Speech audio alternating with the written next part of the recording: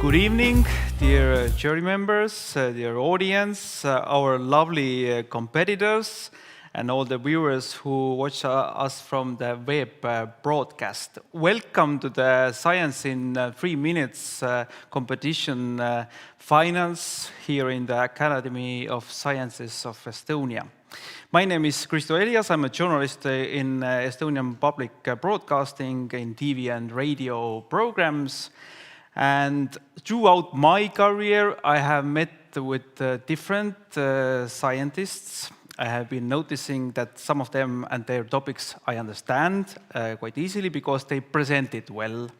But there are still some scientists whose topic is maybe even quite easy to understand, but their own explanation about their research may need a special translator, even if they are talking in their native language. So this competition, which already has a history, is really important and necessary, in my opinion, as well.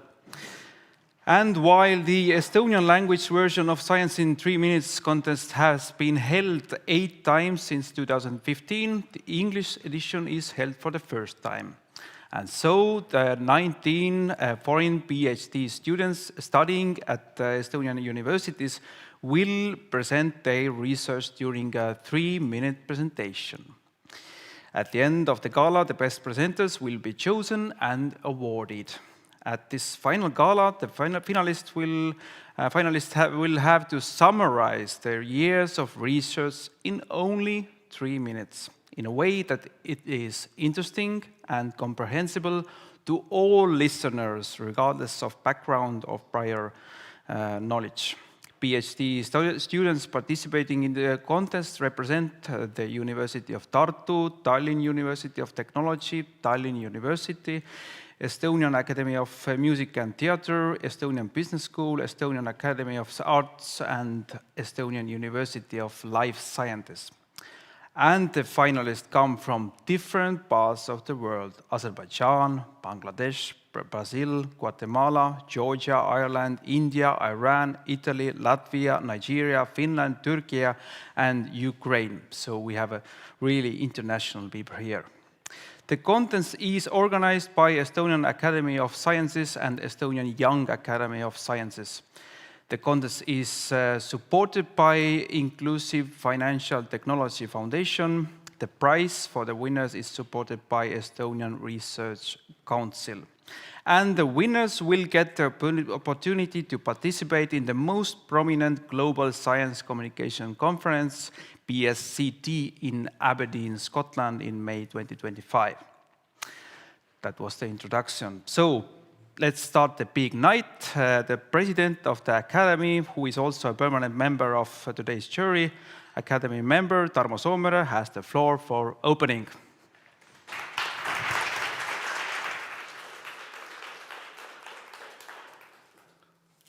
Dear stars of the event today, the participants of this 3-minute lectures contest, honorable jury members, excellencies from diplomatic world, ladies and gentlemen, you may ask, why must scientists themselves explain the results not only to each other, but also to fellow people from wide public or general society? The reason has been made crystal clear by Bertrand Russell. He was pretty undiplomatic, writing, "A stupid man's report of what a clever man says can never be accurate, because he unconsciously translates what he hears into something he can understand." Note that was he and not she.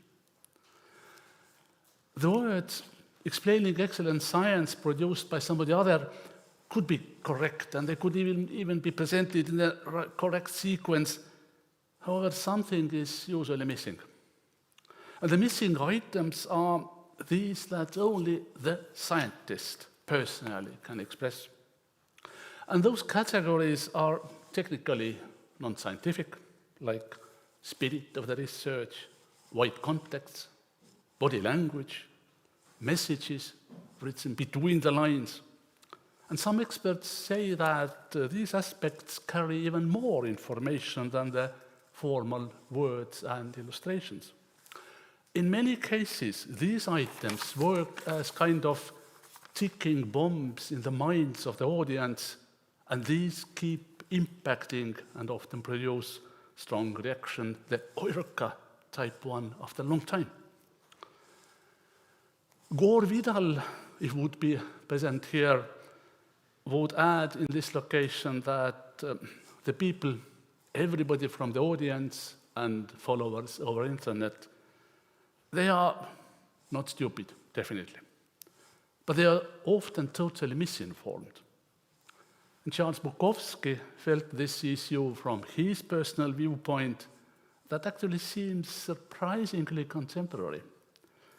And he formulated one of the problems, which is the core problem of science communication in a slightly more general form, by writing that the problem with the world is that the intelligent people are full of doubts, while the stupid ones are full of confidence. In this context, one of the major challenges of the higher education system and these institutions that guide the development of young scientists, it is to inject and educate more confidence into scientists.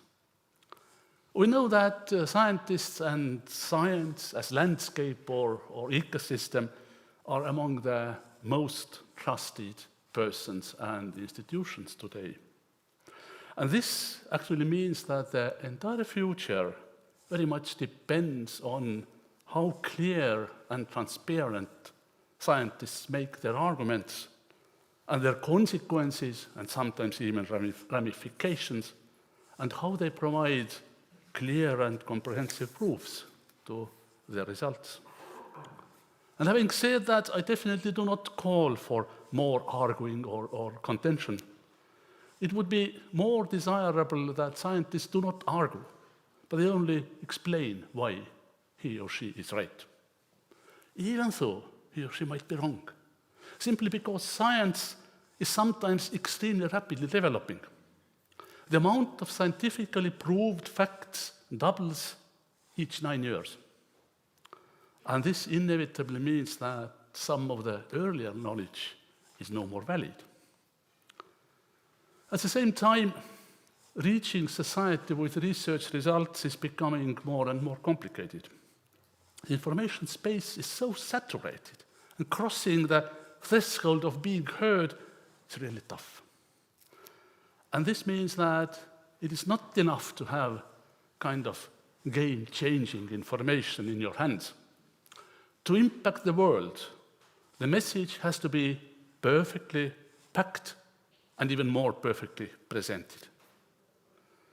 And the natural conjecture is that it is necessary to learn already at the beginning of a career of a scientist how to present your ideas and results, not only in compact manner and technically correct shape, but also so that it reaches, touches, impacts, moves the audience, possibly in the language which is not your mother tongue. A 3-minute lecture is to some extent similar to the 90-second format of the European Parliament speeches. To impact high-level audience, the message must be not only packed into this very short time slot, it must be also presented in a catchy and elegant manner. 3 minutes is twice as long as your Parliament speech, so it's very easy. It may feel even longer for the audience and specifically for the jury. In written form, a 3-minute lecture only contains about 2,000 characters. This is less than one standard printed page. The same length has the classic format of press releases. And this limit means something. This limit simply reflects the shortage of time of many potentially interested people. They simply cannot invest more time into one idea simply because there are thousands of other ideas standing in the line. And this is the reason why the participants of this contest are expected to ideally pack into 3 minutes everything. Everything.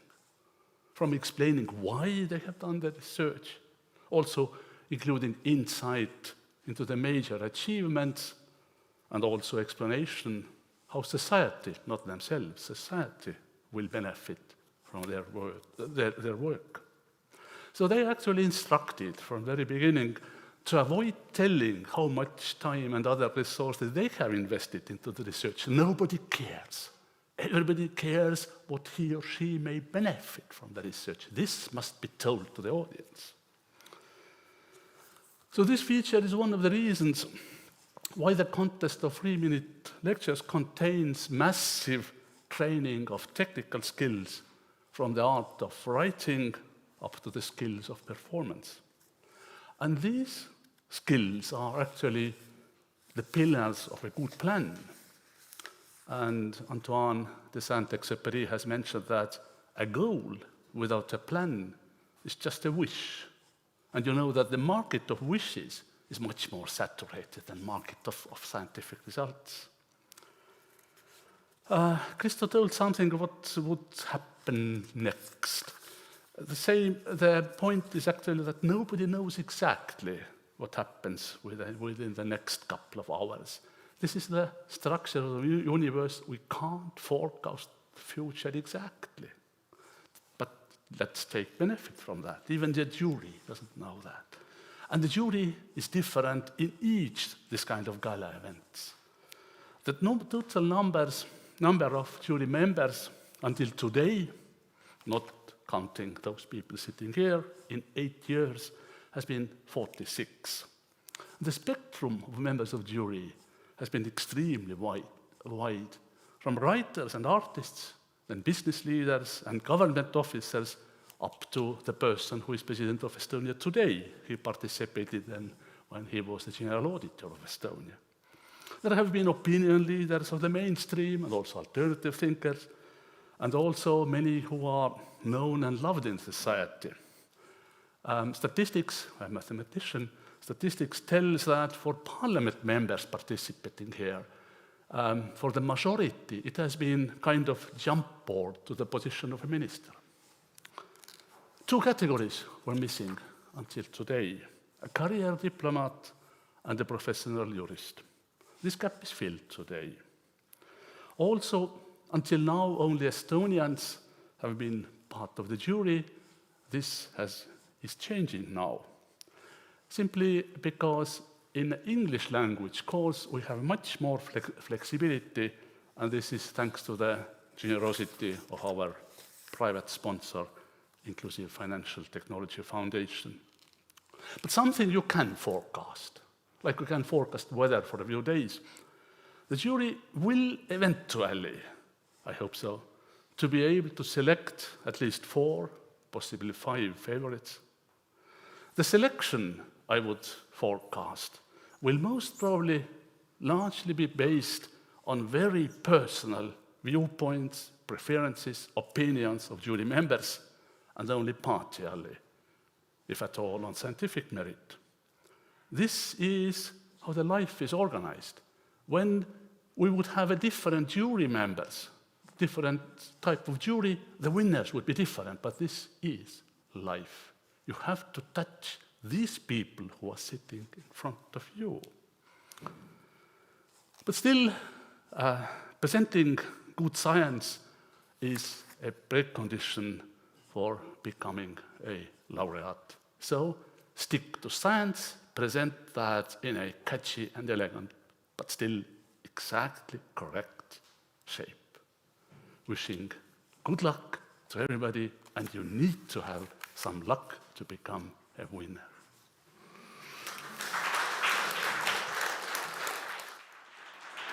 Thank you. Thank you, Tarmo Soomere, for the opening words, and let's get to know the jury a little better. So first up, Tarmo Soomere, President of the Academy of the Sciences of Estonia, but also mathematician and marine scientist. Give a round of applause to Tarmo Soomere again, once again. But to the next jury members, I have one question also. Next member is His Excellency U.S. Ambassador to Estonia, George P. Kent. I have one question. So, what are your hopes for today's final? Are you easily fascinated by new science topics, or have you seen almost everything? My grandfathers were both professors, and so I come from a family of scientists, but I'm a diplomat. So I think, as Tarmo said, communication of ideas is critical. If you can't communicate the idea successfully, it can't have influence and impact. So I look forward to learning and seeing how ideas can shape our understanding. Very good, thank you. We have Secretary General of Estonian Commission for UNESCO, Kerli Gutman-Normak. So how would you describe yourself as a jury member? You have to decide who is the winner. Are you a strict or a gentle one? And do you notice every mistake they make and write it down? Well, I think I hope to be a just and a fair jury member. But as this format is totally new to me as well, so this remains to be seen. And as Tarmo said, nobody really knows what will happen in the next few hours. I am very excited about tonight, and I really look forward to all the presentations. Thank you. Next up, we have Kristjan Järva, who is a management board member of Inclusive Financial Technology Foundation. Kristjan Järva, yes, a round of applause. So your organization is supporting the competition. Why it is important for you? Well, our mission is to promote open financial technology to benefit,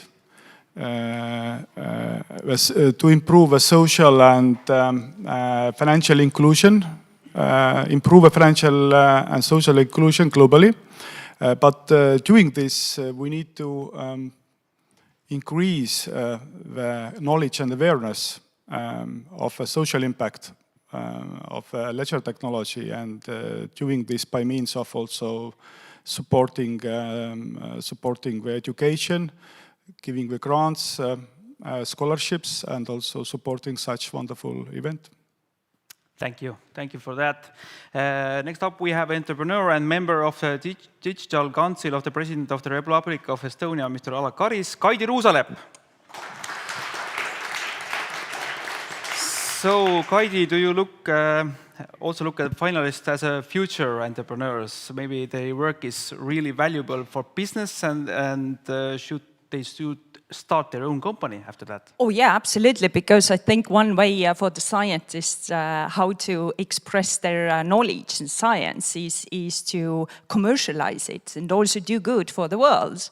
So, I mean, those who speak here, they may also look at me as a venture capital investor who might invest in their potential future company. Very good, yeah. Next up, we have also entrepreneur and chairman of the board of Tuleva Commercial Association, Annika Udelepp. So, Annika, you are a well-known public speaker as well. So, what are your tricks of describing your topic to the broader audience in a short time, but not oversimplifying it? Some tricks always do help. Look at your eyes. Smile, stand straight.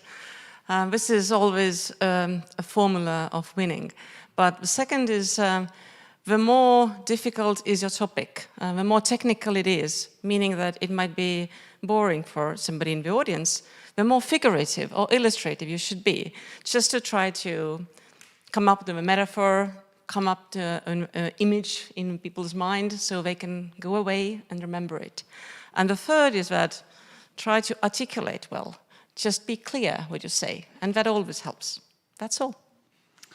Very good. Maybe we can include you as a trainer next year. You're really good. And last but not least, journalist of the Estonian Public Broadcasting, Joosep Värk, my colleague. So we journalists know that we have to fit very hot topics sometimes in a very short time. What are your tricks to do that? I would remind that the format is sacred, which means that if you have 3 minutes, then it's 3 minutes and not a second more. in order to be able to convey your message, you have to understand that you have to prioritize information. You can't squeeze in everything, and in order to prioritize, you have to understand who's your audience. What are the interests of the audience? If you know what are the interests, then you're able to prioritize and give them the most relevant information, and that is the key. Very good also. You could also be a trainer for that next year. So this is our jury. Good luck. The role of the jury is to listen to the presentations and then together choose 4 to 5 best presenters who will be awarded tonight. And they will have no chance to ask questions, nor will there be any discussion with the finalists. And their collective decision will be based on the presentations only. I hope all the jury members are ready, the audience are ready, the viewers from the web broadcast is ready also, and our finalists are ready. Are you ready? Yes. Very good. And my job from here is to use this 3-minute hourglass and this gong. And I have the clicker as well. So the raffle for the right to be the first speaker went to Inna Lipova. Inna, please come here.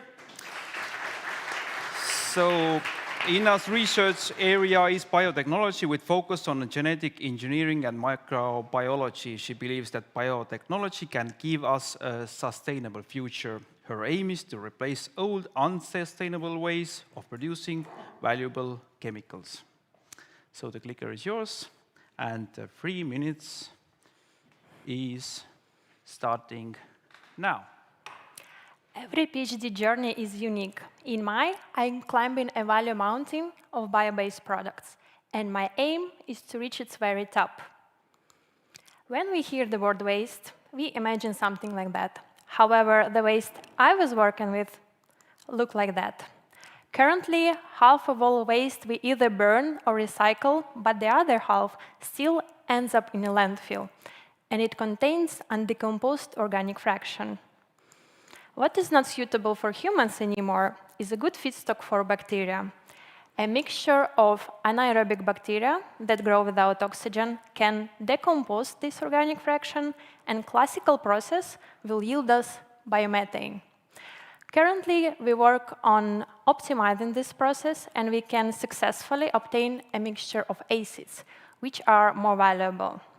The fermentation broth from this process is a feedstock for the next biotechnological process.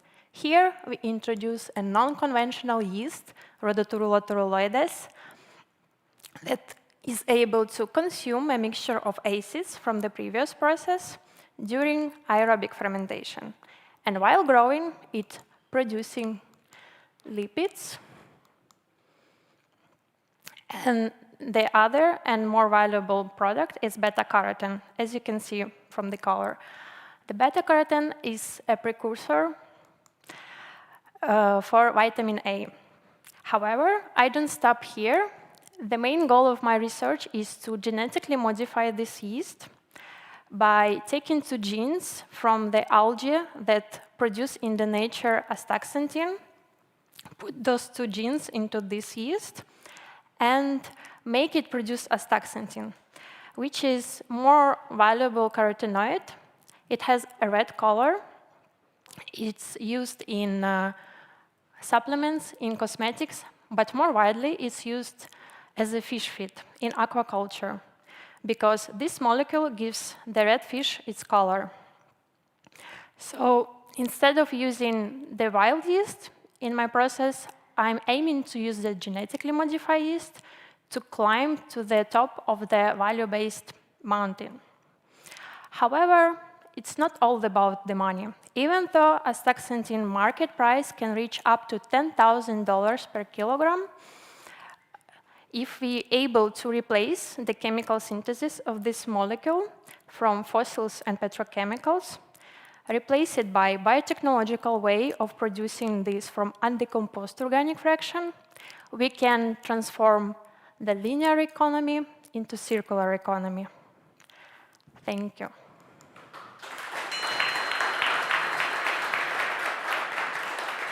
Thank you, Inna. Despite of technical difficulties, you were really good. And Akadeemia has a habit to give these apples as a gift in reference of the famous apples. So this is organic Newton's apple for you as a gift. Thank you. Thank you. Thank you. You were really good. Thank you. Yeah, there was one clicker problem, but I'm telling to the clicker, please start working now. So next up we have Larissa Barbosa-Kuri. Larissa is a screenwriter who became a PhD student at Tallinn University Baltic Film and Media School. Her research explores horror films and the use of narrative strategy called verbal account. She has taken a cognitive approach to understand how film viewers feel when they watch the scenes and learn how effective they are, allowing filmmakers to expand narrative strategies and make more interesting genre films. So, are you ready? Yes. I will start the clock. Thank you. Good evening. My research concerns horror films. And I would like you to take a moment to think about what first comes to your mind when I say horror films. Probably something like this. That makes sense. Horror monsters are designed to be visually striking, and scenes in horror films tend to be bloody and visceral in order to elicit strong emotions.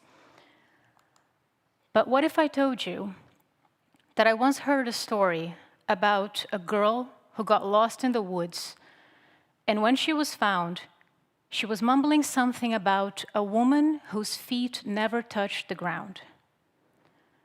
Or a man who once had a dream that he could see someone through the wall, and he begged never to see that face outside of a dream.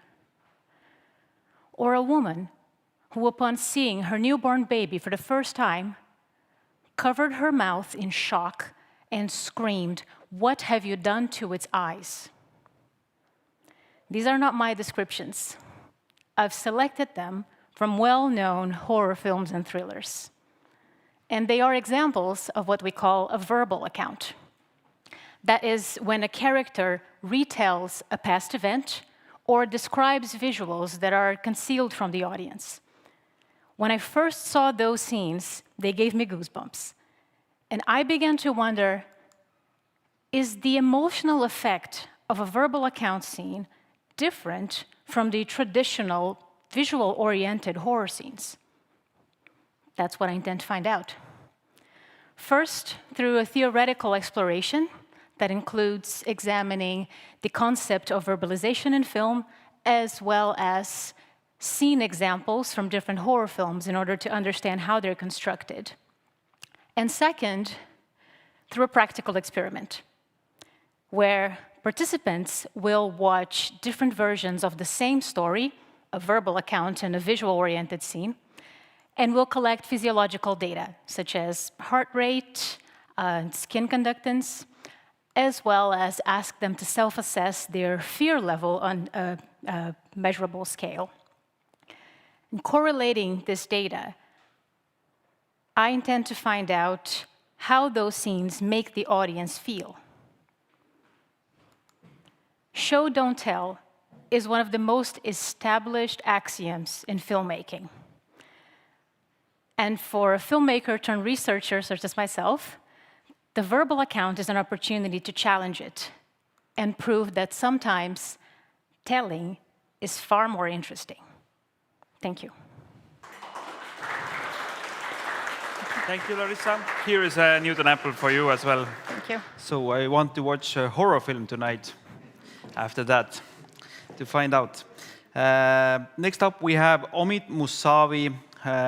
Omid is a dedicated PhD student at the Estonian University of Life Sciences. His PhD work investigates embryo-maternal interactions mediated by extracellular vesicles under stress conditions, intending to advance the understanding of pregnancy complexity and improve fertility outcomes for families facing reproductive challenges.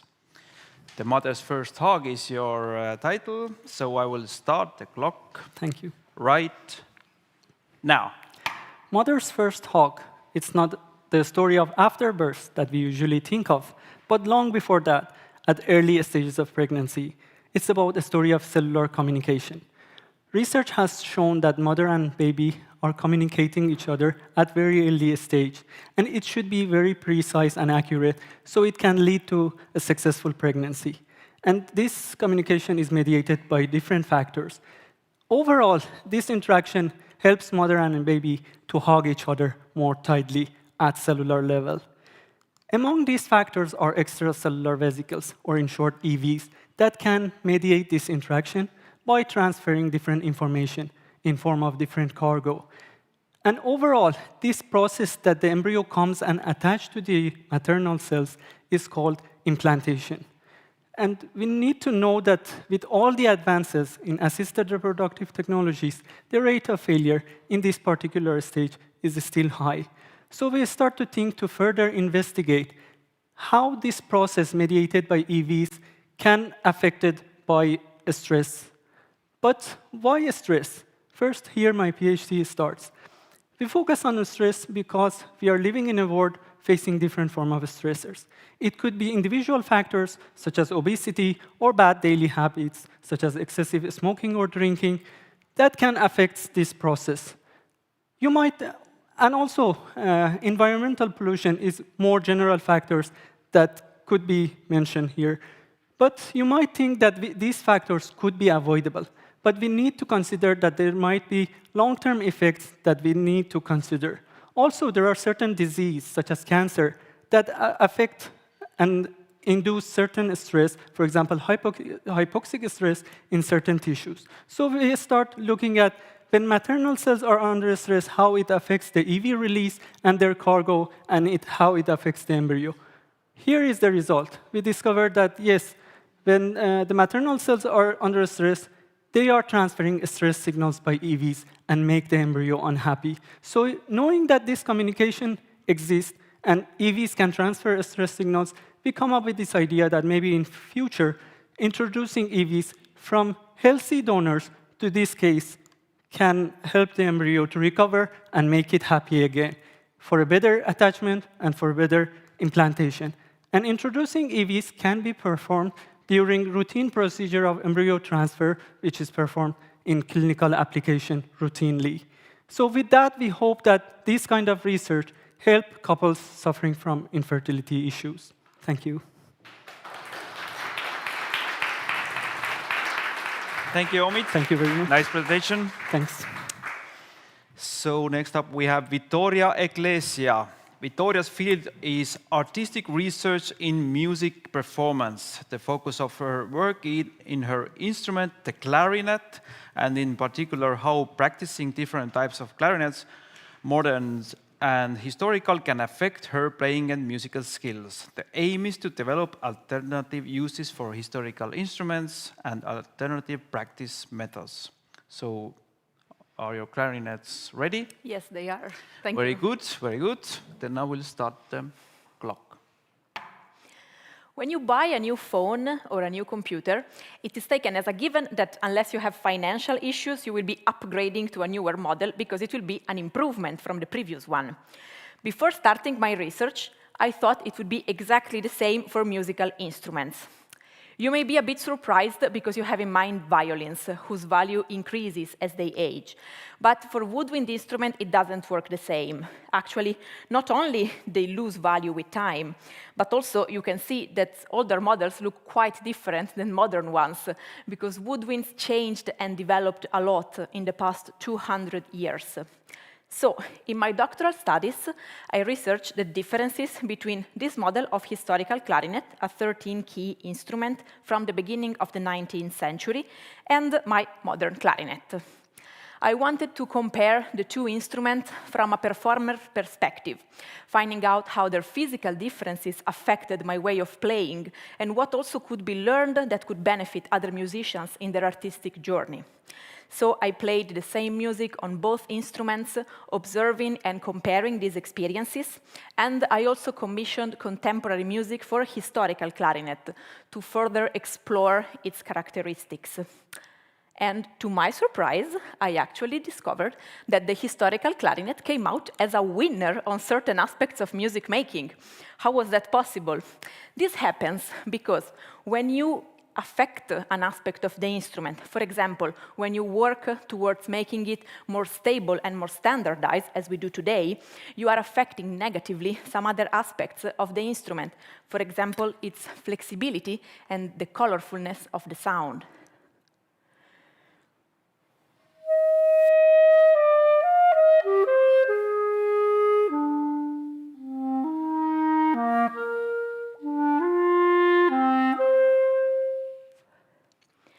There is a balance between all the characteristics of the instrument.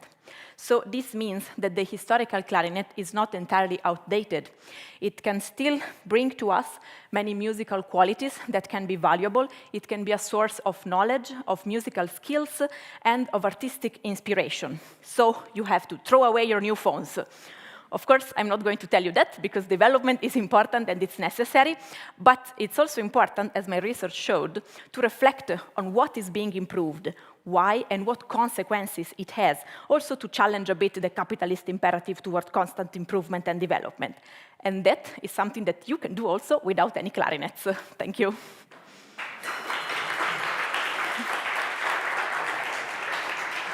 Thank you, Victoria, for the presentation and the nice musical piece. Thank you. So, next finalist is Tila Temir. Tila is a design researcher and an artist focused on exploring creative methods to support individuals with chronic pain and gut diseases.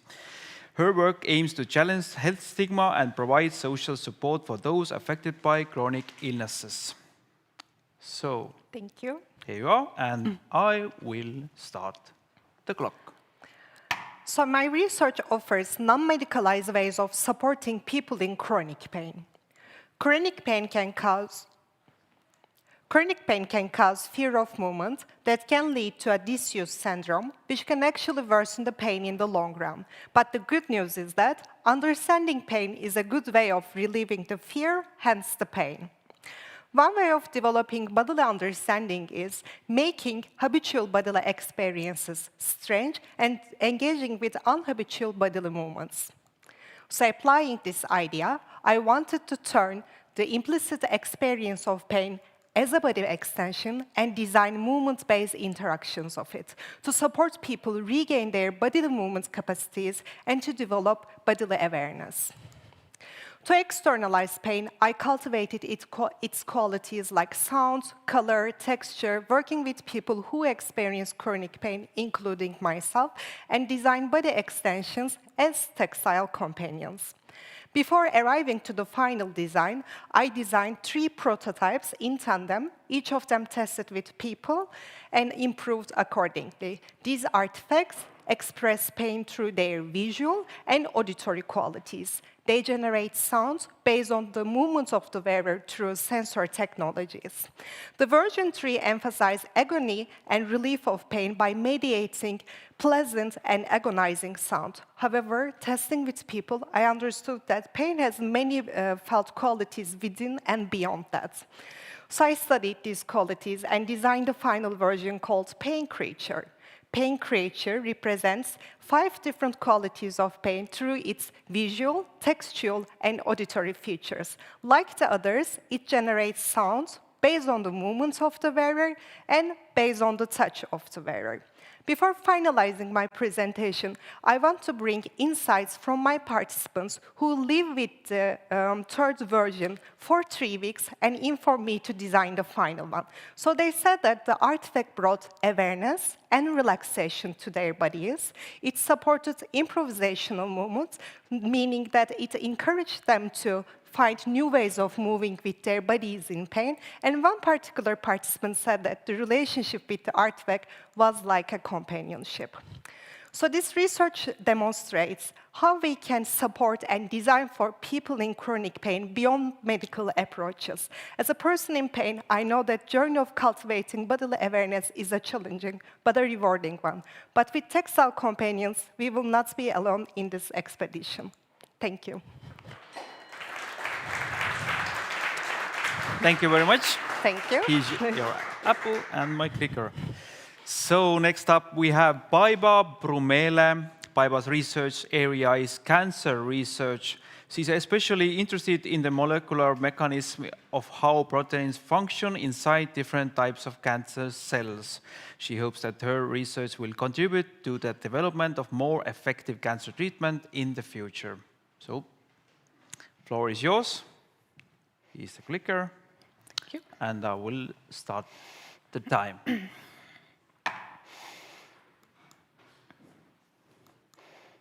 When we hear the word protein, our first association often is with a protein shake that we drink after going to the gym. But did you know that there are thousands of different proteins constantly working inside our cells to keep us alive and healthy? I think you have all heard about genes and DNA, but did you know that most of our genes provide instructions for our cells to make different proteins? Today, I will tell you about a protein called TRMT112. We all have this protein inside our bodies. Our cats and dogs have it, and plants, bacteria, and yeast have it as well. However, the problem is that we don't fully understand why we have this protein and what it does. Dysfunctions of different proteins often contribute to diseases, and TRMT is no exception. We know it contributes to cancer development, but we don't understand the exact mechanism. The topic of my research is to understand and discover what functions TRMT112 has inside our cells.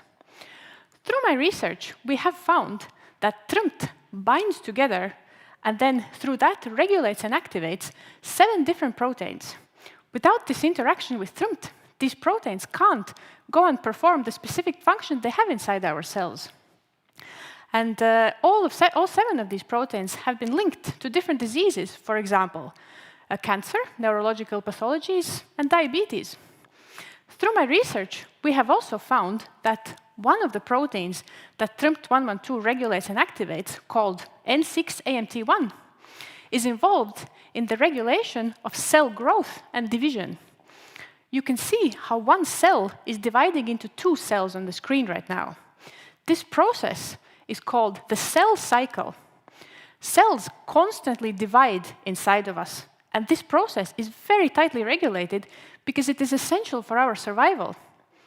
The reason for that is that the 2 new cells must contain the exact same genetic information as the mother cell. If it doesn't happen, if this process is disturbed in any way, for example, by a faulty TRMT112 and N6 complex, it again contributes to diseases, for example, cancer. So in the end, why do we need to research this protein that no one's ever heard of? If we fully understand what this protein does inside of us and exactly how it contributes to different diseases, we could potentially use this knowledge to generate more effective medicine to treat these diseases. Thank you.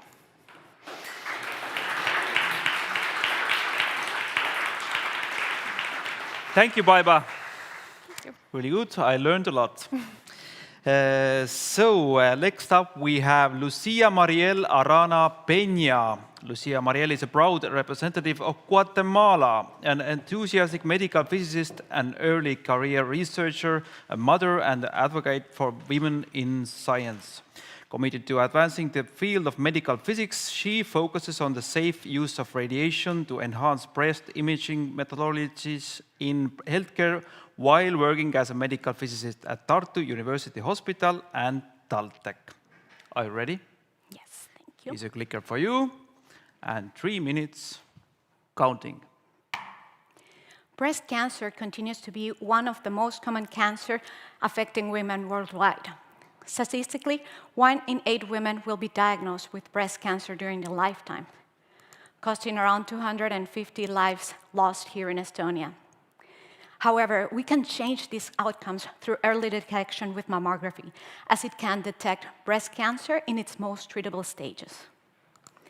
Medical physicists, like me, use our physics knowledge in order to support the patient and the radiologist, as we optimize the mammography equipment in order to provide high-quality images to detect breast cancer. In order to do so, we follow quality controls that follow national guidelines and international regulations.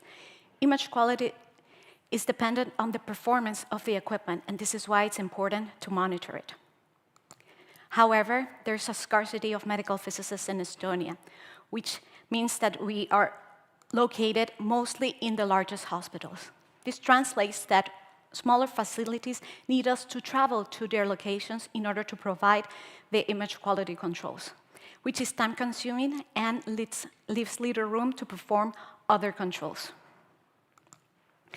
Therefore, I have a question. What if we're able to monitor the equipment from a distance? This is why I'm leading a project in Taltech in order to implement remote quality controls for mammography equipment. With this initiative, we'll be able to monitor the equipment from a distance, provide additional quality controls, and of course, sparing time. I am developing phantoms that are at low cost. These are objects that mimic breast tissue and we use for the quality controls. Radiographers will image these phantoms and the images will be uploaded to the National Archive system, where I'll be able to extract the images and use a program to analyze its quality. And I will also see if there is any developing trend on each of the equipment. I'm starting this project in Tartu University Hospital and Viljandi Hospital and their respective mammography buses. We're aiming to foster collaboration in a multi-center way so we can enhance our current medical physics practices. With this initiative, we'll be able to monitor the equipment between the biannual quality control checks, identify potential malfunctions, ensure consistent image quality, and of course, reduce time and cost for the medical physicist. At the end, this project is not just about merely refining our protocols. It's about the women behind every mammogram who deserve the best possible care. We cannot improve our quality if women don't get screened. Please schedule a mammogram today because high-quality care starts with you. Thank you. Thank you. An apple a day keeps the doctor away. Thank you. Thank you. So, next finalist is Mariam Sagaradze. Mariam is a wall painting conservator dedicated to preserving cultural heritage. As a PhD candidate, she studies gaji, a gypsum earth plaster common in Georgian wall paintings since the Middle Ages, and is developing new conservation materials for it. So, the floor is yours, and the 3 minutes is counting. Extending life of cultural heritage is a challenging yet deeply rewarding task for a conservator. What excites me most about this profession is not only saving cultural treasure, but also the scientific process of achieving it. Exactly this is the basis of my works to save paintings in David Gareji Monastery complex, located in the eastern part of Georgia. The complex has more than 20 monasteries, which are on the tentative list of UNESCO World Heritage Sites. The rock-cut churches have astonishing wall paintings from 7th to 19th centuries. The earliest remaining painting schemes we have in Saberebi Monastery, where you could see here in the cells we have 4 different painted churches. The paintings are executed on a local gypsum earth material called gaji. This is quite unique material and very different from lime, commonly used in Estonian wall paintings. The paintings in David Gareji are in an extremely poor condition and require urgent treatments. However, the thorough scientific investigation into those historic gaji plasters has never been undertaken, and the conservation methodologies has not yet been developed. My work aims to do scientific investigations into historic gaji plasters from 4 monastery complexes, which has more than 10 painted churches. It also explores potential use of modern gaji as a conservation material in our treatments. The fieldwork assessments have revealed the plaster-related problems and the need for international and interdisciplinary involvement, both for the analytical research and conservation material development. In collaboration with our Estonian, British, Georgian, and European scientists, we have determined the composition of historic gaji plasters and their varied properties. That led us to determine the specific conservation needs for Gareji churches, and now we are in the process of the further analysis and development of innovative, stable, compatible conservation material. This material will be applied in the churches to secure and stabilize deteriorated painted plasters. This will save David Gareji Monastery complex paintings for the future generations. But we also hope that our conservation solutions will be applied not only in Georgia, but elsewhere with the similar technologies. Thank you. Thank you, Mariam. Thank you. Nice presentation. Thank you. So next up, we have here Elchin Akhazada. Elchin is a junior research fellow at the University of Tartu and senior business analyst at Swedbank Estonia. In his research, Elchin explores how institutional aspects like culture and corruption shape company innovation in surprising ways. By uncovering unexpected links between institutional quality and innovation, he offers fresh insights for policymakers and businesses. I will give the clicker and start the clock. Now. See this? That's companies caught in a love triangle, holding hands with institutions, but still trying to flirt with innovation. Complicated, right? This funny meme is actually a gateway into an important question. How does the quality of institutions, like regulations, laws, or informal institutions like culture, influence company-level innovation? To find the answer, I explored diverse data sets and found some unexpected insights. Consider corruption first. It's like a sneaky friend that helps you get what you want, but not in legal ways. In countries with poor institutional quality, where regulations and laws do not work properly, corruption has a positive effect on innovation. And you wonder how and why? Because companies use it as a byproduct to obtain licenses, permissions, and bring their innovation to the market. However, in countries that have achieved high institutional quality, the positive effect of corruption disappears, just vanishes. Because high-quality institutions make sure that corruption does not mess with the innovation dance. Speaking of a dance, imagine a dance between culture and innovation. In this dance, probably not all cultural traits would shape the moves. My research reveals that while culture still matters for innovation, not all cultural dimensions drive innovation significantly. For example, while companies are more probable to innovate in responsibility-oriented cultures, there is no difference in innovation rates if the society embraces freedom or is concerned with what's unfamiliar. Now, corruption, innovation, institutions, culture, but what does it all mean to us? My research is not just an academic ink on a paper. It's a compass for policymakers, a guide for investors, and a strategy map for companies. It's a call to understand the silent, yet powerful role of institutions when approaching company innovation.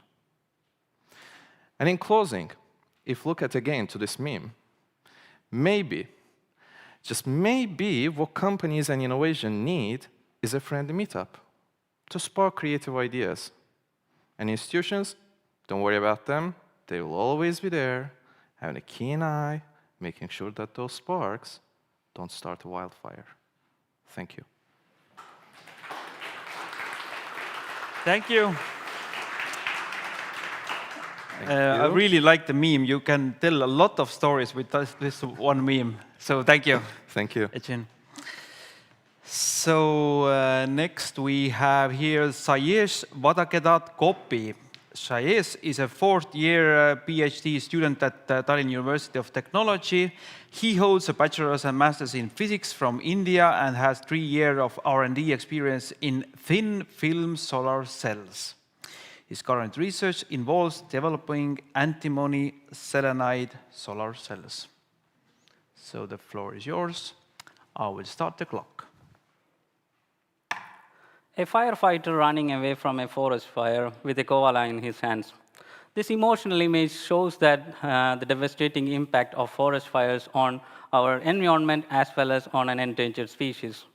Even though we have improved our technologies and firefighting skills, still we are hearing a lot of problems caused by it. Why is that? In my recent studies, I found that there is a lack of early detection system in order to find the forest fire. By the time a CCTV or satellite find it out and inform the authorities, the damage may be already done. So how we can solve it? As part of my PhD program, currently I'm working on this next generation thin film solar cell called antimony selenide solar cell. Why it's called next generation? Compared to the traditional silicon solar cell, I can make them with low amount of material and temperature. Meanwhile, a silicon solar cell needs 2000 degrees Celsius to make them. I can make this one in my lab at 500 degrees Celsius. Along with that, these solar cells can work in low light condition and at high temperature also. And in my lab, I make them using a technology called vapor transport deposition. Currently, this one is about 6 to 9% efficient, which means that it is not yet ready for a large-scale application. But if I combine this about 10 or 20 of them together, I can power up a small IoT device. So I want to use them to fight against the fire. How?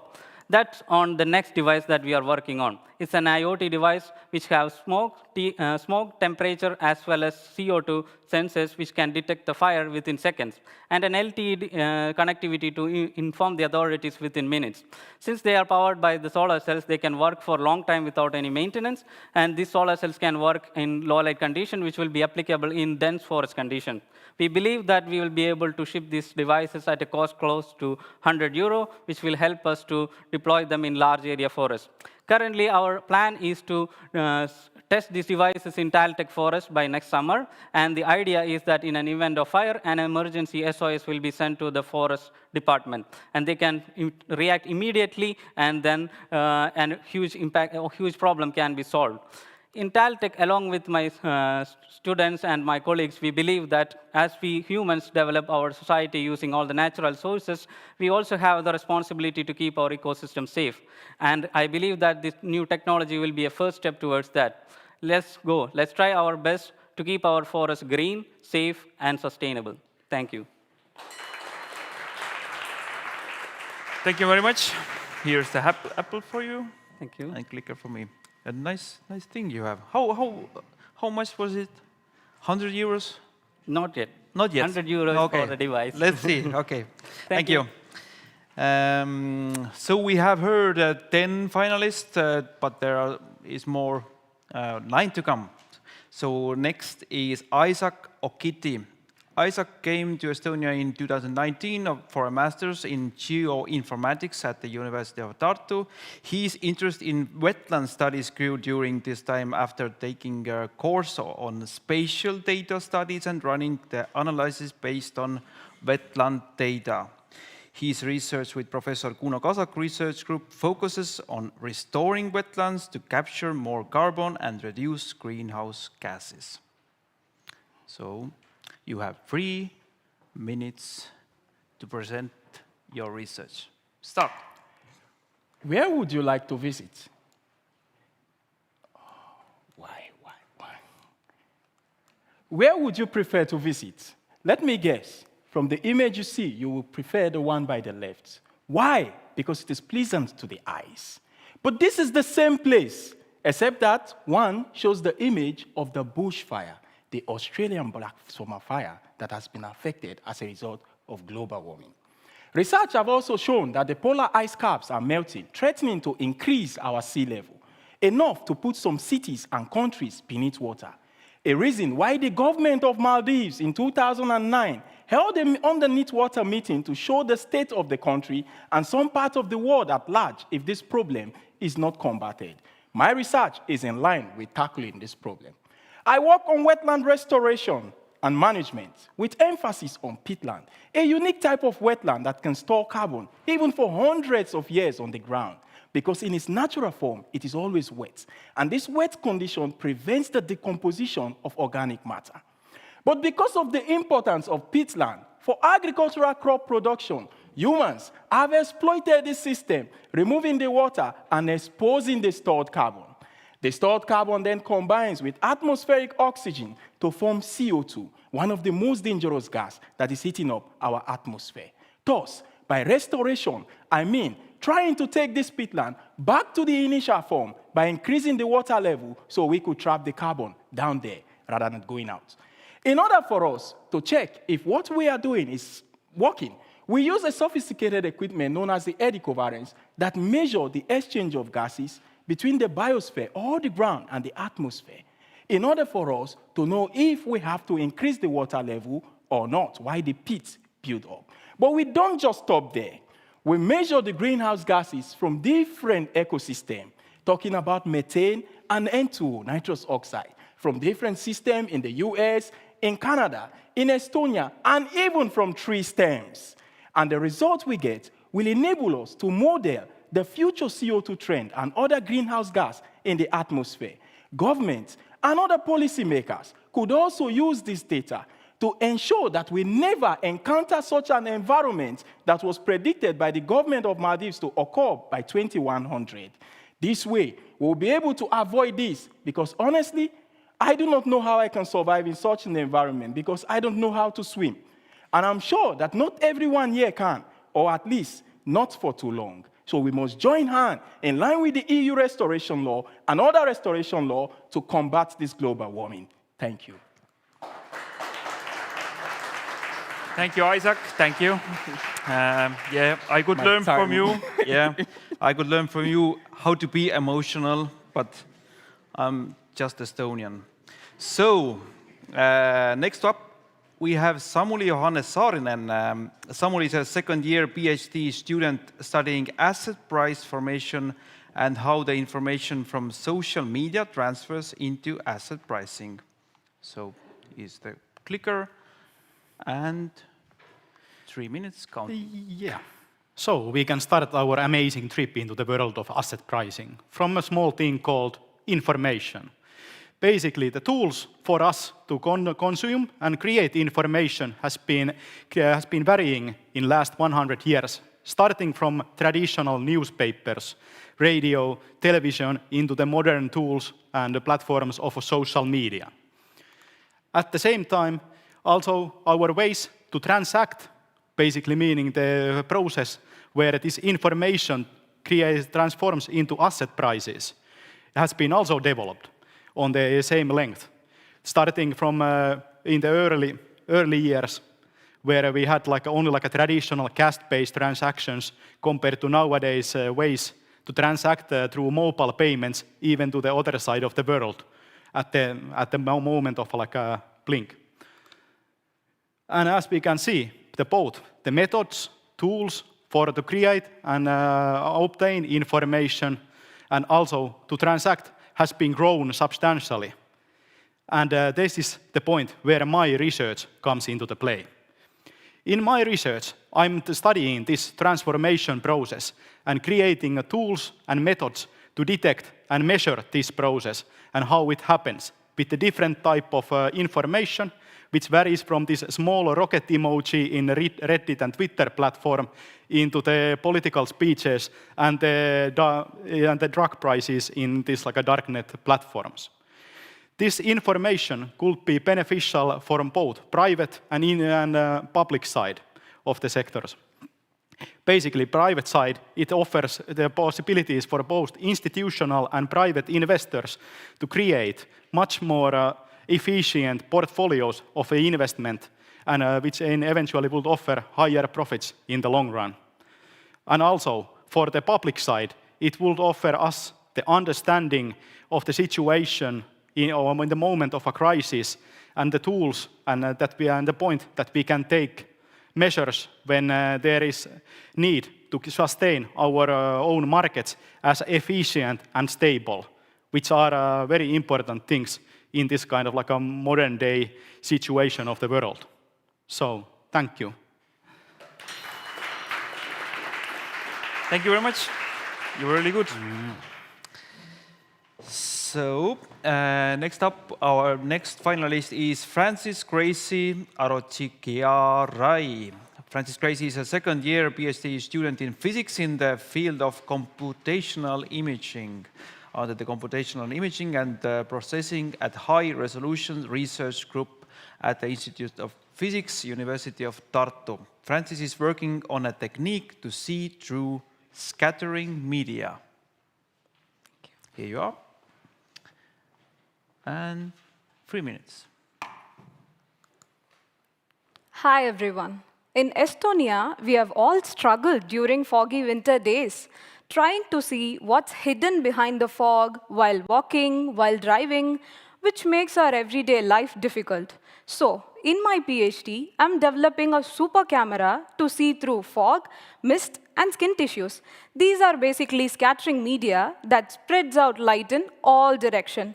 This is an undesirable property in optics, as we need this object information to be focused onto a single point, like our human eye, to see objects clearly. That's why looking through this scattering media is difficult. But my research aims to make this possible.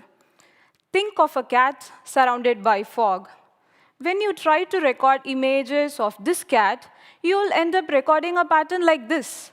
This is known as speckle pattern. So, the goal of my PhD is to retrieve the hidden object information from this pattern using two approaches. Firstly, considering fog or any scattering medium to be a random collection of lenses. This tells us something interesting. If you just take a part of it, and if you load it into advanced computational algorithms, the hidden object information is present there. Secondly, I engineer special optical beams that are resilient to scattering. These beams will pass through skin tissues without getting disturbed. Say, for example, if you take this visible light and if you pass it to skin, it will just get scattered away, like the one shown here. But the beam which I am creating will pass through skin tissues without getting disturbed. By simultaneously applying these two concepts, it is possible to see through fog, mist, and skin tissues. In my group, my colleagues used to call me magician, since I can see hidden object information. Currently, I'm developing a prototype in the optical imaging part that will be engineered into a gadget like the filter in the camera. So this filter can be attached to any camera, making a normal camera a super camera. So this developed technique will benefit areas like medical imaging, imaging through atmosphere, and especially winter car drivers of Estonia. Thank you. Thank you, Francis Gracie. I'm really looking forward for the future. So, next finalist is Fabrizio Nastari. Fabrizio's research focuses on the musical composition practice, specifically on the use of irony, borrowing actions, the cultural significance of symbols, and musical interpretation. Clicker is yours. And 3 minutes, counting. Your research is not new. Your projects are old, and even your ideas are old, because what you're doing is building on top of something that already exists. Let me simplify. Beethoven built his music after Mozart's experience. This happens in every field. Einstein knows it. We take an interest in something, and then we build upon it. But why do we choose to build our idea on top of that specific idea? How do we select, use, and interpret that material? In art, by borrowing, we create new ideas, we shape narratives, and convey meanings. As a composer, researching the use of borrowing actions helped me discover myself. In my composition, Hommik, for mixed choir, I blend together the Catholicism of the Gregorian chant and the paganism of the Estonian regilaul, creating something recognizable yet new, and representing my own experience as an Italian composer living in Estonia.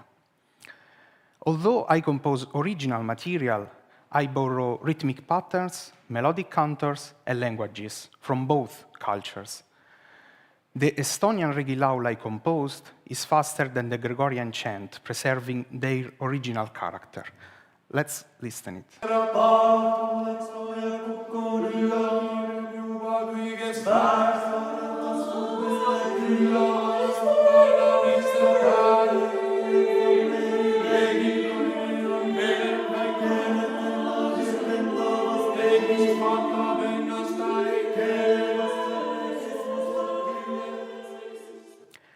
By placing two different objects close together, I create a new context for the other one, and vice versa.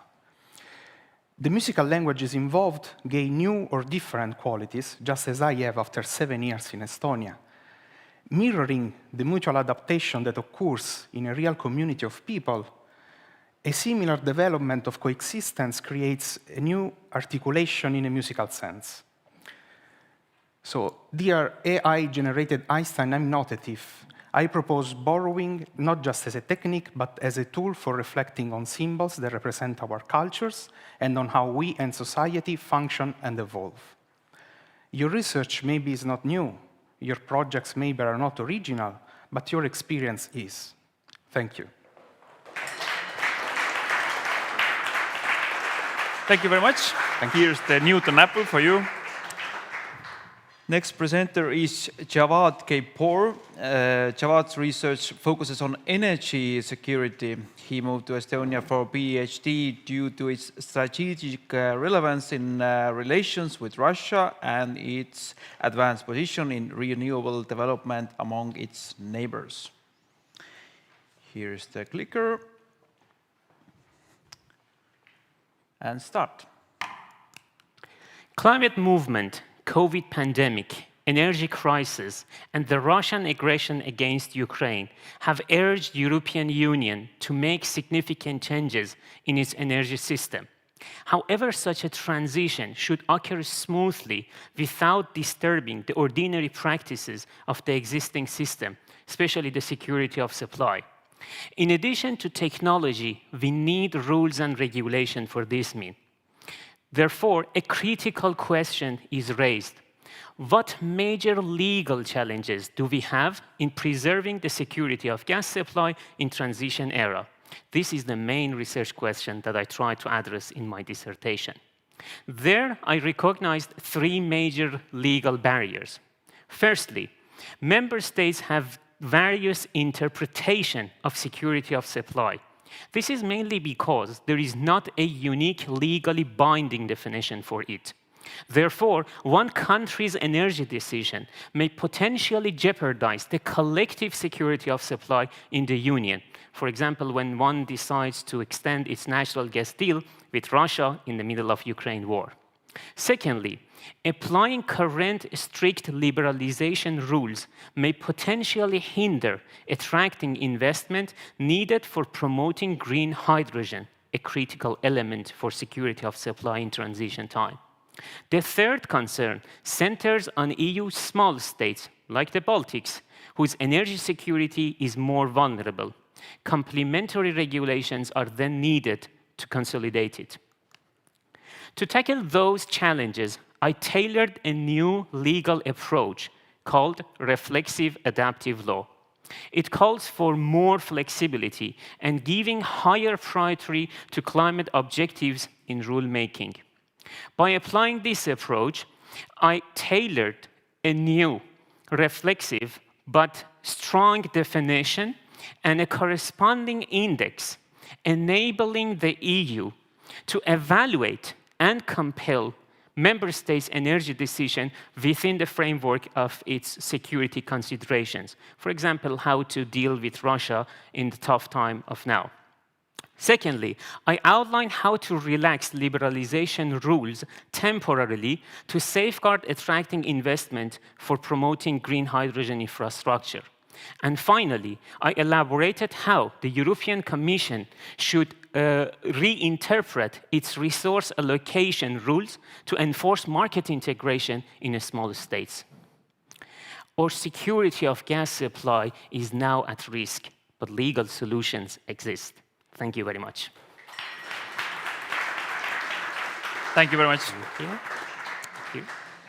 Next finalist is Sharif Khan. Sharif's research focuses on biorefineries, emphasizing the transformative role of bio-based materials and chemicals in replacing traditional fossil fuel-based products.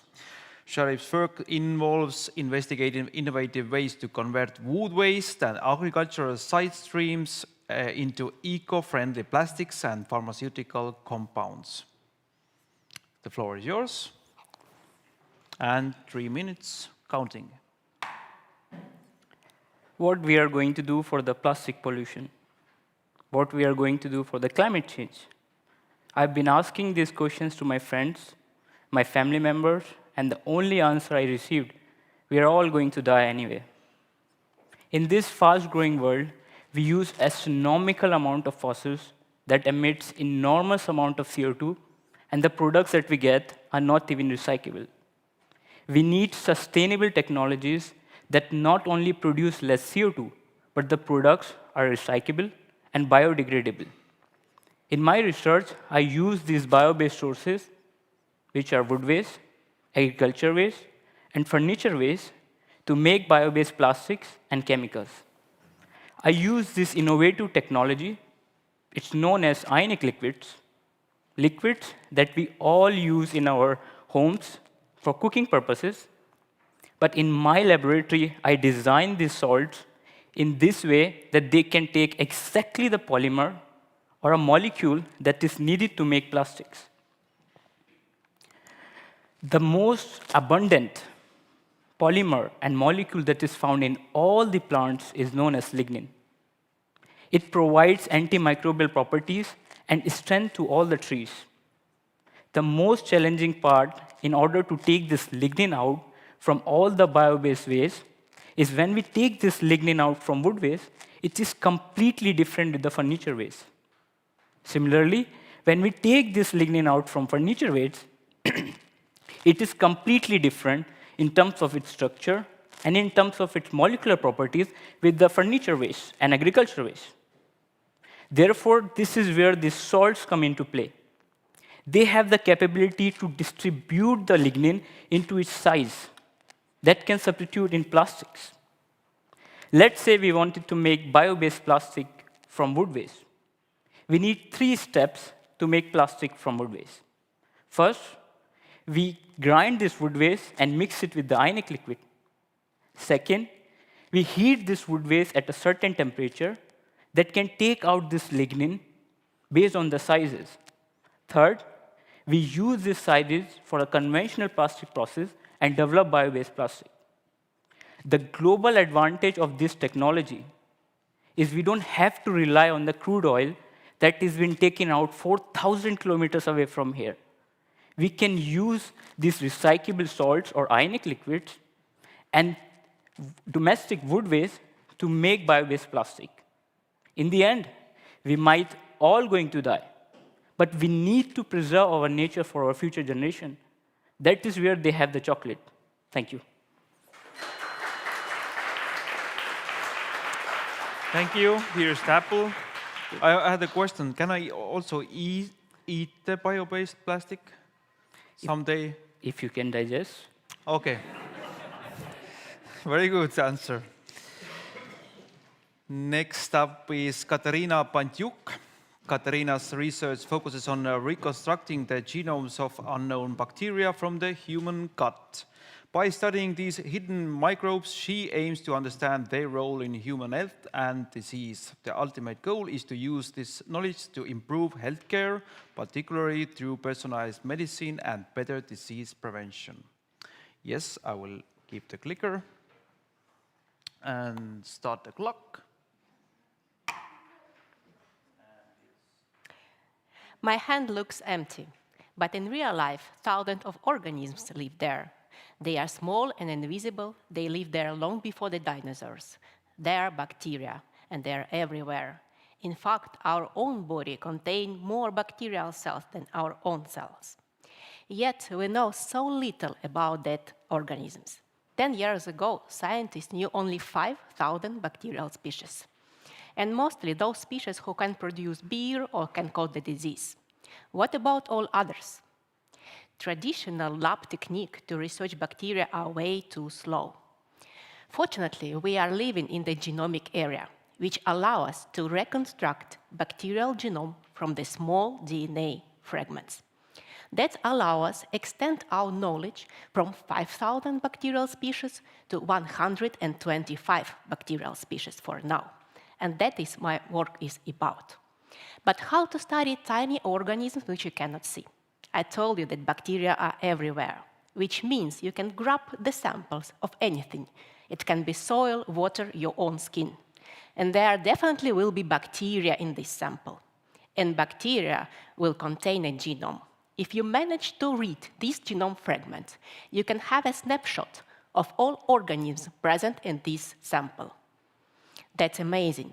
But the problem is that the small fragment of DNA mixed in this sample, like sentences from different books in one big document. And your task is to separate these sentences and assemble the book of bacterial genome. You can use different parameters for that, like, for example, frequency of the letter in the sentences, or some repeated patterns in the sentences, or, for example, number of the same sequences you can find in the sample. In the end, you will have many different books, many different genomes. Some of them will belong to very well-known species, but some of them will represent completely new bacterial species. I am working with this technique in Estonian biobank, one of the biggest and well-organized biobank in Europe. 1 in 10 Estonians donated the sample to this biobank, which means you probably know somebody who participated. Using the medical data, the rich medical data from this biobank, I managed to connect bacterial species with the diseases. I reconstruct in recent 2 years more than 84,000 bacterial genomes, including 300 new bacterial species. I managed to connect 41 bacteria with the 15 diseases. I was surprised that the strongest connection for the heart failure belonged to new bacteria, which I just assembled a year before. That's why I am sure that we need to reconstruct a new species, which unlocked us the secret of our health. Thank you. Thank you very much. You did good. Next finalist is Mehruba Haq. Mehruba's research focuses on promoting positive body image through social media interventions. As young girls are more engaged on social media, she believes it's time for researchers to use these platforms as a positive tool to educate them. The floor is yours, and 3 minutes counting. Hello. Today I'm here to talk to you about beauty. Since Barbie's inception in 1959, she has been known as a global beauty icon. But for over 50 years, she was also blamed for contributing to eating disorder. Why?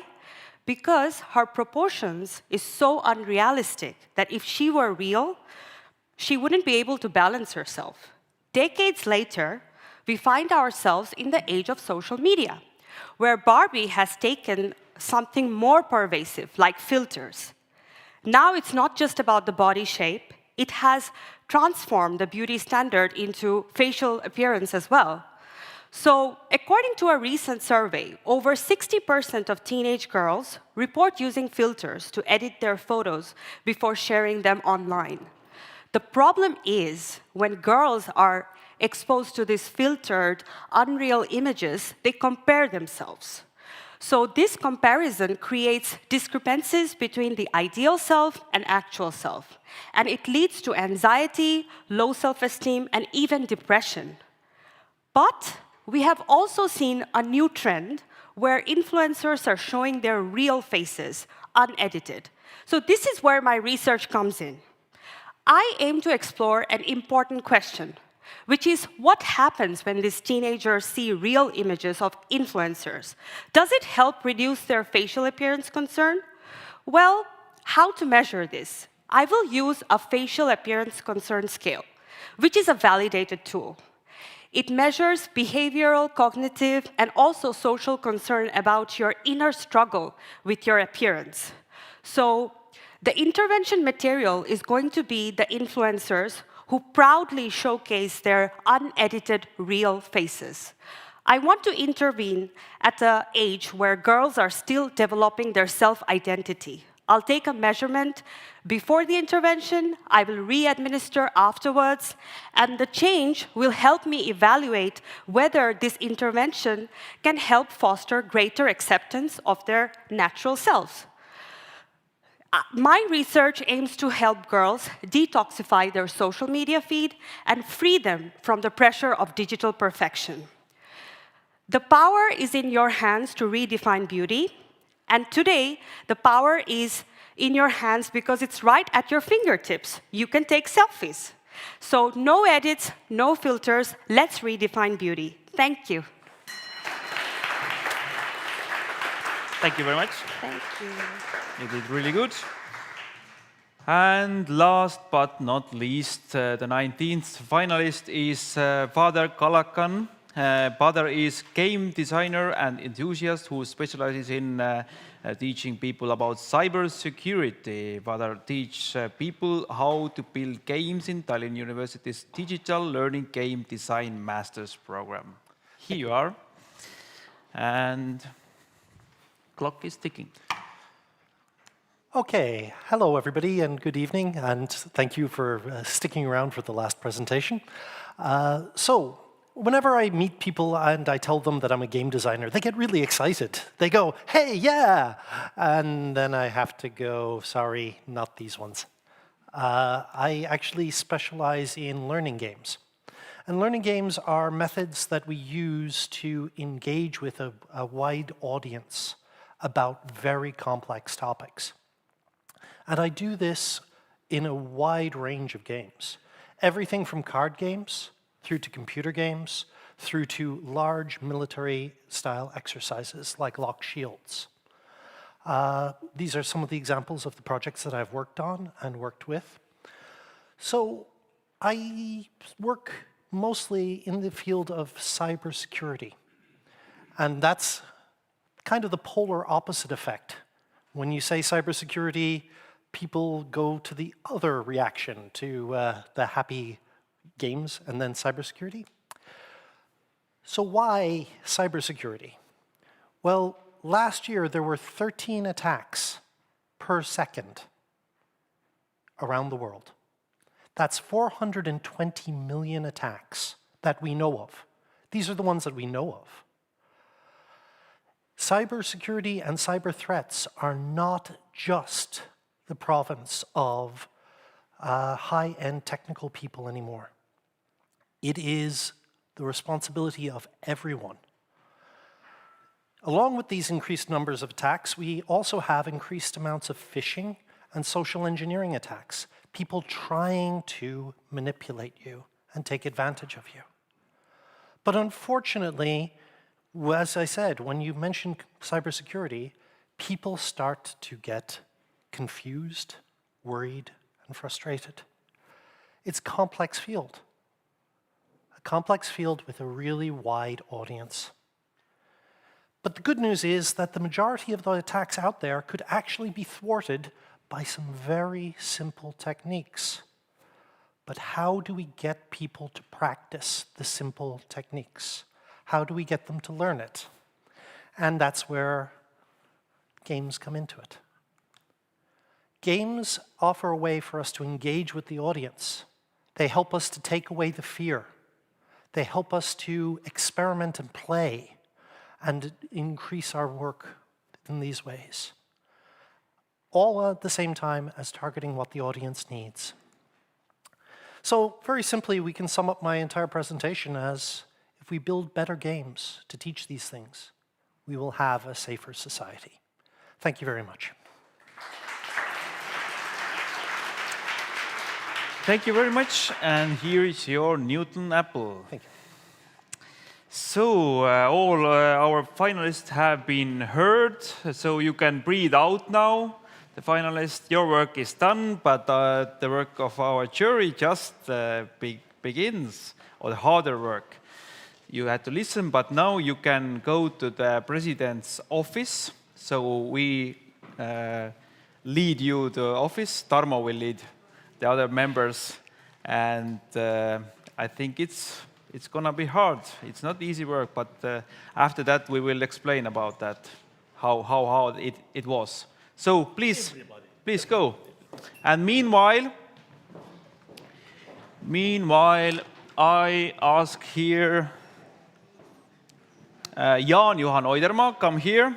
You are the editor of Novator Research Portal of Estonian Public Broadcasting, and we will give some prizes out now. So please pay attention, because the work is not done. We will close the doors because we will be arguing there, but let's keep quiet here. So for the 5th year in a row, 3-minute lectures have been accompanied by training in writing popular science articles, and one nice article is a prerequisite for getting here. And for the 3rd time, Novator's editors also give recognition to their favorites. So, Jaan-Juhan, how was the catch this year?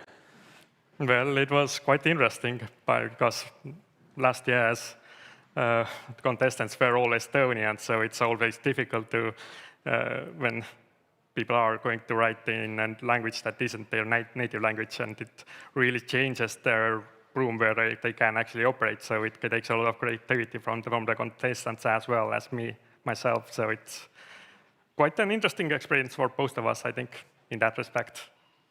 I noticed you have a microphone, so I don't have to give it to you. But what is the process? Can you describe the process, the cooperation that you have? How did writing was there? Well, the first thing that I usually teach is that they have to really think out of their usual box, in a sense, because most of the contestants and doctoral students that I work with have some experience with publishing academic papers, and the academic papers really do have different styles. So as I mainly do work for the web, I can see how precious the people's attention actually is. So the first things that I actually teach to the students is that they have to be striking and engaging with their first sentence, because every time that they kind of struggle with the academic words and poor writing and poor structural sentences, the readership will drop off. So the main thing that I have to teach them is that how to keep their reader's attention for less than 3 minutes, because 3 minutes is a very long time. But when they are writing for the web article, the readers can close it down every time. So basically, after this first drill, I will let them write whatever they're going to write according to my some tips and tricks, because the course that I give is writing algorithms, because basically they can follow the steps that I give them, and then they can put their lecture or article together like a bunch of Lego blocks, in a sense. And after that, we are going to refine it, and I kind of give an outside perspective to all of the contestants, because when you are writing, then you are kind of immersed with your own thoughts and ideas, but most of the time it isn't really a good idea, because the text is only as good as the others think that this text is in that respect. So I hope that I managed to smooth things out and give them some nice suggestions when upon to act on. So that's good to hear, but let's talk about the prizes as well. So 3 authors of the best 3-minute articles will get the opportunity to participate in the science writing workshop in Tartu on the 14th of November this year. The workshop will be conducted by Seth Mnookin, a professor of comparative media studies writing at MIT and the director of the Institute's graduate program in science writing. So we have 3 prizes. Do you want to give them over? Do you remember the names, or I will tell? Well, they were rememberable enough, so it really tells something, because their articles were really good in that respect, because they managed to do a clear and concise writing as well as do a pretty decent storytelling and really keep the reader's attention by that. So, Larissa Barbosa-Kuri, come here.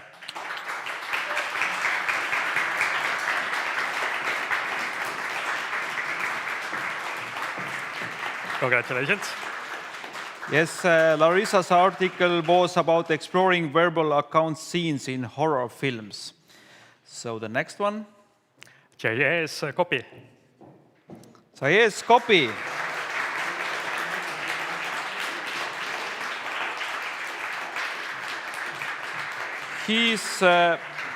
His article was about next generation solar-powered forest fire detection system. Congratulations. Thank you.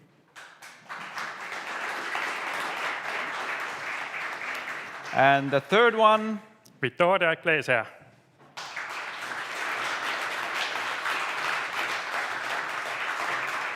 Congratulations. Her article was about historical clarinet in modern music. So yeah. Congratulations. So thank you. Next year again. Yes? Well, hopefully so, if I am being funded and paid. Very good.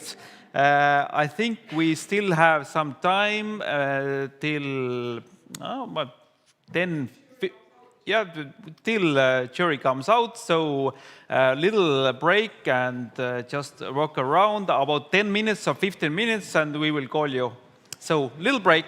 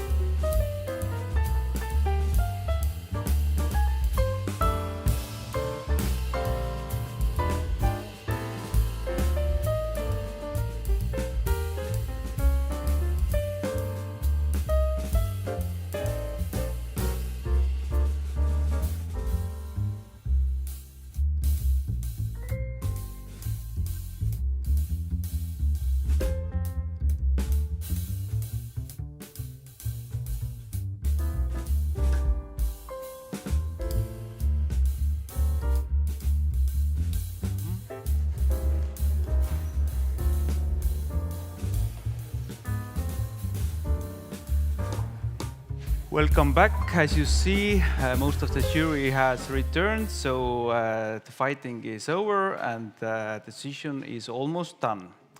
And before Tarmo will announce, the president will announce the winners, I will ask US Ambassador here, maybe your reflection about these presentations. What did you like? How was it? How were the young scientists?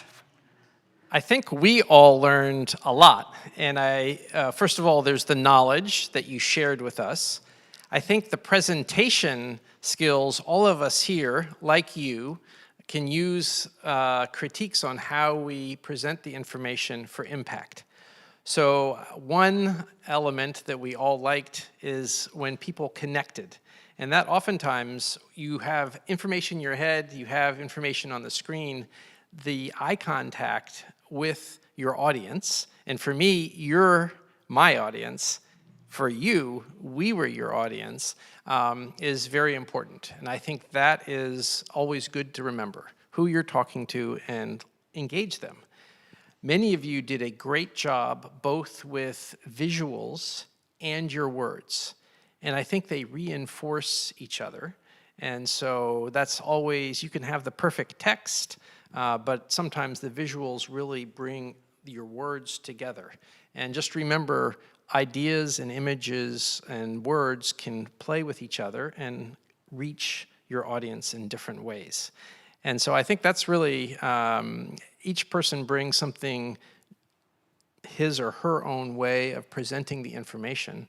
So you can be yourself, but you can always refine, again, your interaction with your audience and how you present that information. But I think we all really appreciated the chance to hear all of you, 19 from a wide variety. You know, what is science? It can be biological, physical, material science, chemical, the science of art, music, material science when it interacts with art, social sciences.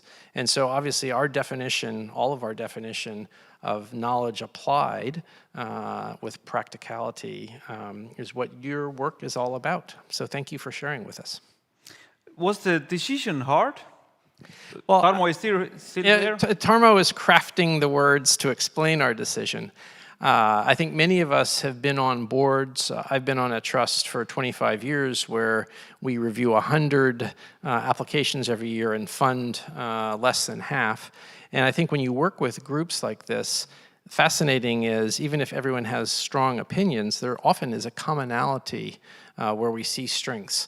But then you spend your time on the margins. I think there's often agreement on the best, but then if you have a limit, then a lot of the debate comes on the margins. And so I think we all brought different ideas of what we were looking for, and we had some commonality and then some differences, and we resolved that collegially.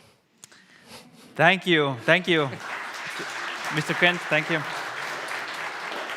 So Tarmo is also already here. So I will tell about prizes. The winners will get the opportunity to participate in the most prominent global science communication conference, PSCT, in Aberdeen, Scotland, on the 27th till 29th of May 2025.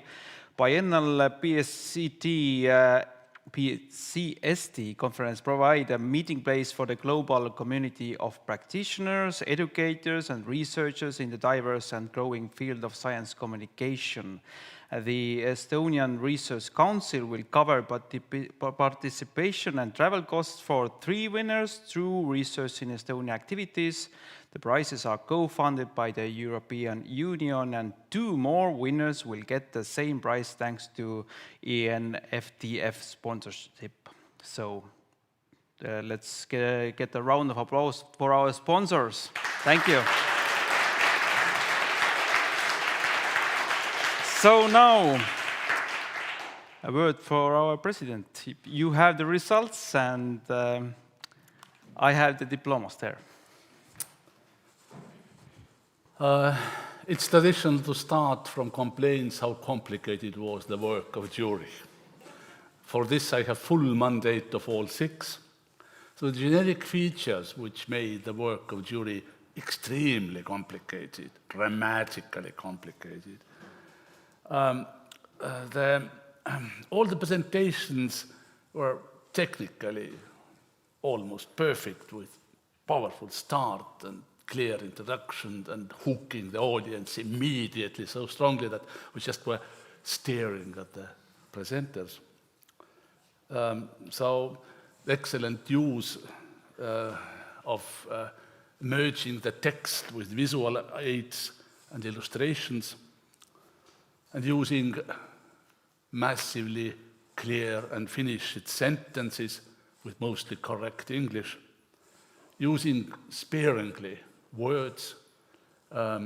Quite many of participants completed their talk at second 150, approximately only a few used all the allocated time, which is actually good. The more compact you are, the more convincing you are. Clear articulation, being convincing. So on that background, you can understand how complicated the word of jury was. So I'm going to announce the winners in basically almost not a clear sequence, but starting mostly from the end to the beginning of the list. The first winner had a very good introduction, as many others. Even though it was a little bit lengthy, it could have been shortened, but it functioned well, so the winners are doing well. So she addressed a really actual problem in society. It was a problem of social science, helping many potentially via her research. It was very transparent formulation of the research topic, also clear explanation, addressing an extremely fragile age group that does need support from adults, and this is in a way educating and helping the future of mankind. And finally, calling to redefine beauty, Mehruba Shabab Haq.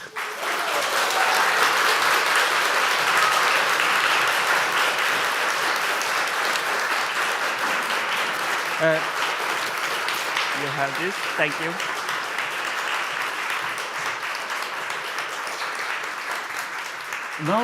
Now you just have to stand here and redefine beauty.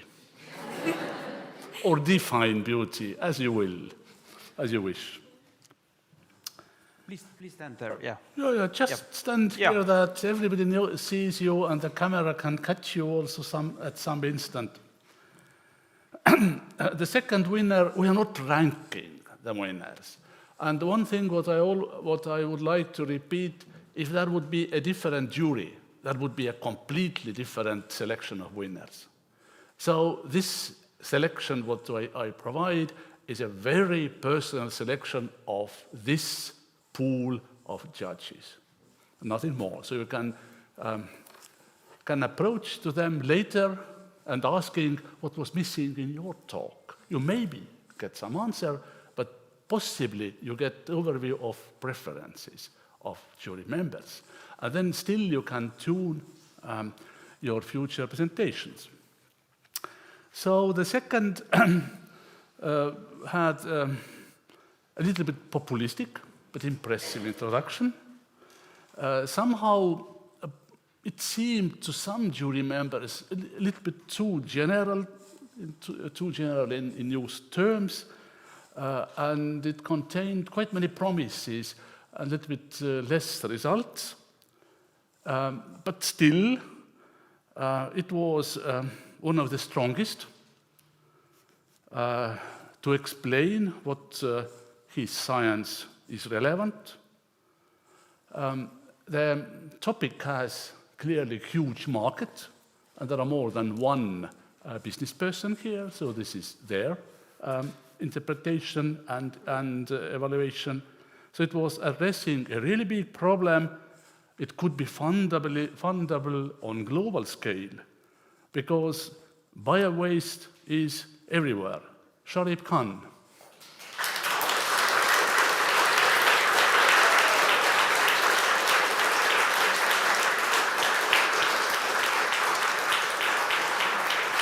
Thank you.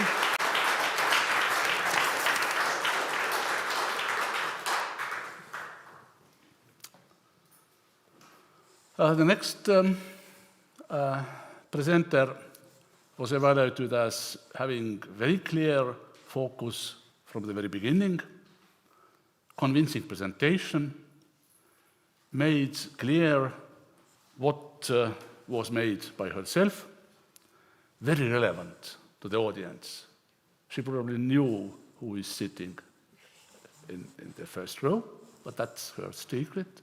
Well understandable to many outside of science, to simple mortals. One of those who made us laugh.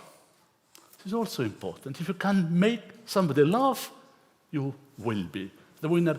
One of the two who made us laugh. Another thing which is a bit biased the jury's understanding is that, you know, there is fog everywhere, especially in the UK. So Francis, Gracie, Aroki arrived.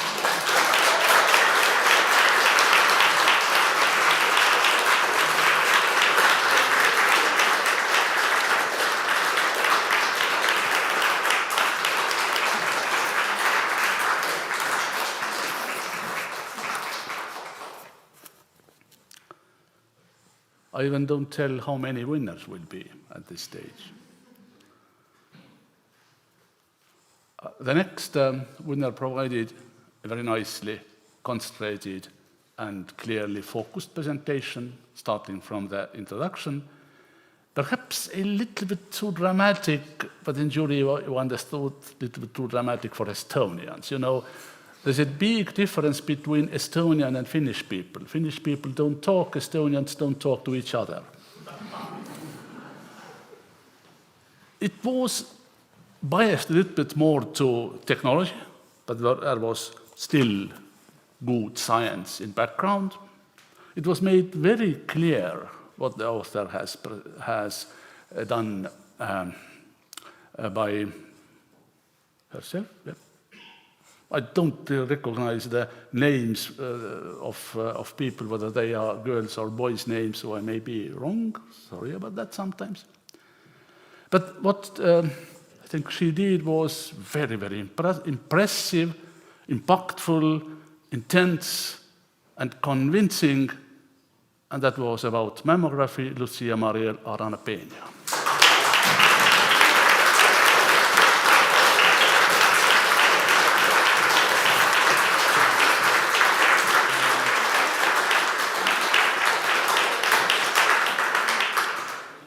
That's not the end. We promised 4 to 5. 4 are here. Also, becoming all the traditional characteristics of a good talk, having a perfect start, hooking the audience immediately, showing excellently clear results, also of herself. It was clear what society wins from her studies. And one jury member told that it was super complex science with beautiful visual aids.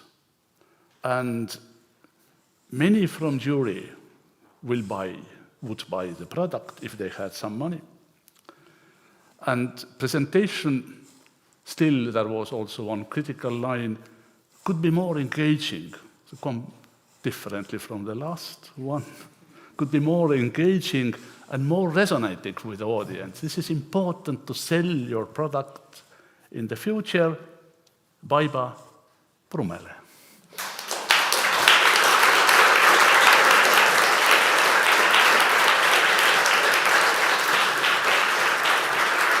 Get to go to Aberdeen.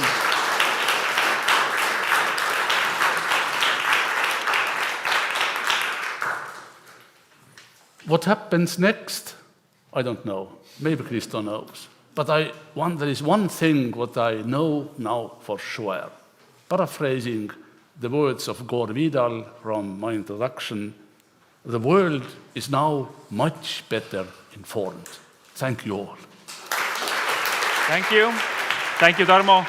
And thank you all the jury members for the hard work and the decisions. Thank you, audience. Now we are going to have a cake in front of here, and our winners will cut the cake. So let's invite the cake in with a big applause.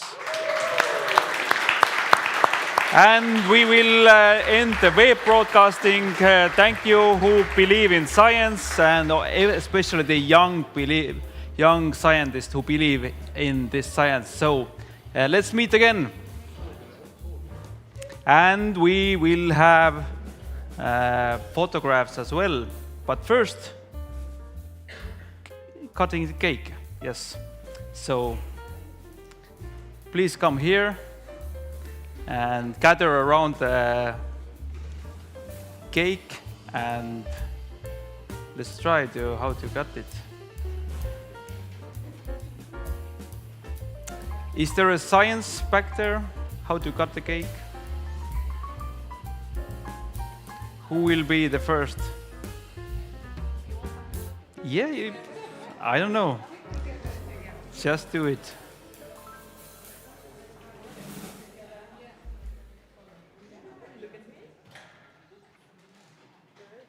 And maybe now, before we eat it, we will do the photographs with the president.